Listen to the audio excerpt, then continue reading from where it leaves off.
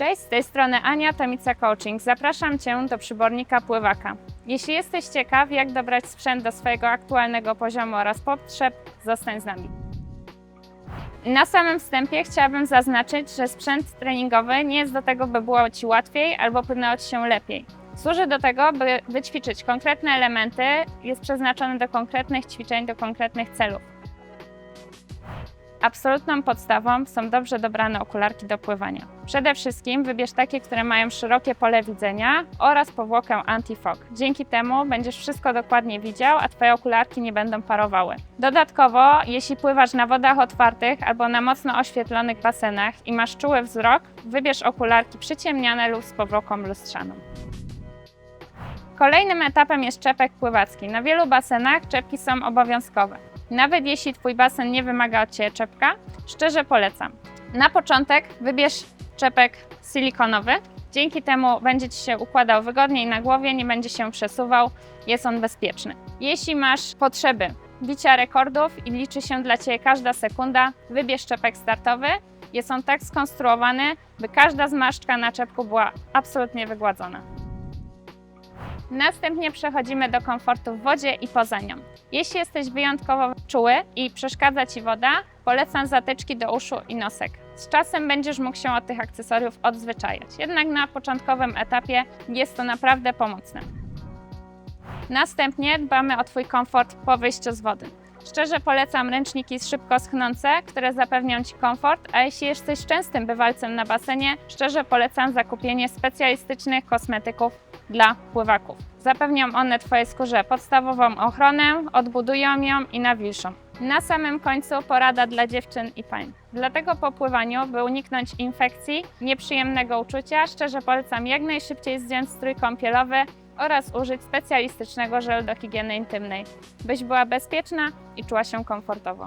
Skoro już wiesz, jak zadbać o swój komfort na basenie i opanowałeś oswajanie się z wodą i czujesz się bezpiecznie, możemy przejść do podstawowych akcesoriów treningowych, które ułatwią Ci ćwiczenie konkretnych elementów. Na początek wybrałabym pullboya. Pullboy zapewni Ci nie tylko wsparcie sylwetki przy pracy rąk, ale również możesz go stosować zamiennie jako deskę. Kolejnym akcesorium, które zdecydowanie warto jest mieć w swoim asortymencie, jest kickboard. Deska zapewnia kontrolowaną pracę kopnięć oraz pomaga przy ćwiczeniach technicznych nad pracą rąk. Jest zdecydowanie wygodniejsza w użyciu niż pullboy. Jeśli jesteś na poziomie średnio zaawansowanym i zależy Ci na efektywności, szukaniu twardej wody oraz zwiększeniu siły, to jest podstawowe akcesorium, które zdecydowanie Ci polecam. Dobierz swoje pierwsze łapki tak, by były uniwersalne, czyli zapewniały Ci budowę wytrzymałości mięśniowej, w związku z tym nie mogą być za duże, w rozmiarze Twojej dłoni lub niewiele większe. Fajnie, jeśli mają dodatkowo liczne wypustki albo fajny kształt, który zapewnia czucie wody. Dzięki temu nie tylko popracujesz nad wytrzymałością mięśniową, ale podstawą techniki pociągnięcia. Zainwestuj w płetwy. Wybierz krótkie pióro i materiał z silikonu. Zapewnia to większy komfort, generuje mniej podrażnień, a krótkie pióro ułatwia zachowanie naturalnej kadencji, której używasz w kraulu. Jeśli nie masz problemów ze stawem skokowym, szczerze polecam płetwy pełne, czyli z zakrytą piętą. Używanie fajki czołowej pozwala Ci wyłączyć ruch głowy i skupić się na pracy rąk, rotacji oraz synchronizacji kopnięć z pracą ramion. Na tym etapie warto również już rozbudować swój asortyment o akcesoria dodatkowe. Na początek polecam taśmę TheraBand. To guma oporowa, która pozwoli Ci dopełnić Twoją rozgrzewkę na lądzie, przygotować Twoje mięśnie, tak by lepiej Cię chroniło od kontuzji oraz pozwala Ci to wprowadzić dodatkowy trening uzupełniający jako osobna jednostka. Możesz popracować nad chwytem, możesz popracować nad ułożeniem wysokiego łokcia. TheraBand jest doskonały na początek. Czas na poziom zaawansowany. Teraz liczy się dla Ciebie już każda sekunda, a może po prostu lubisz uzupełnić swoje akcesoria treningowe, tak by mieć większy wybór i uatrakcyjnić swoją sesję w wodzie. Na tym etapie polecam duże łapki, które pozwolą Ci poprawić Twoją siłę. Łapki wybierz większe niż swoje łapki uniwersalne, o 1-2 rozmiary, tak by zapewniły Ci odpowiedni opór w trakcie pociągnięcia. Duże łapki są doskonałe na krótkie zadania o dużej mocy i dużej prędkości. Polecam również uzupełnić swój asortyment o łapki techniczne. Dzięki nim popracujesz nad konkretnymi elementami techniki, a Twój trening stanie się ciekawszy. Łapki techniczne najłatwiej odróżnić tak, że zazwyczaj nie mają one gumek. Jest to brutalne, ale jeśli założysz taką łapkę i spadnie z Twojej dłoni, to znaczy, że robisz coś źle.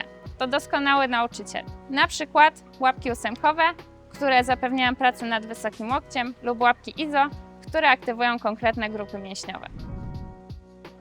Jeśli Twoja technika jest już stabilna i bez problemu sobie radzisz, to doskonały moment, by dodać dodatkowy opór. Na początek polecam spodenki oporowe. Nie burzą one Twojej pozycji ciała, a zapewniają dodatkowy opór. Są doskonałe na dłuższe i średnie zadania. Po zdjęciu tych spodenek czujesz lekkość w trakcie pływania.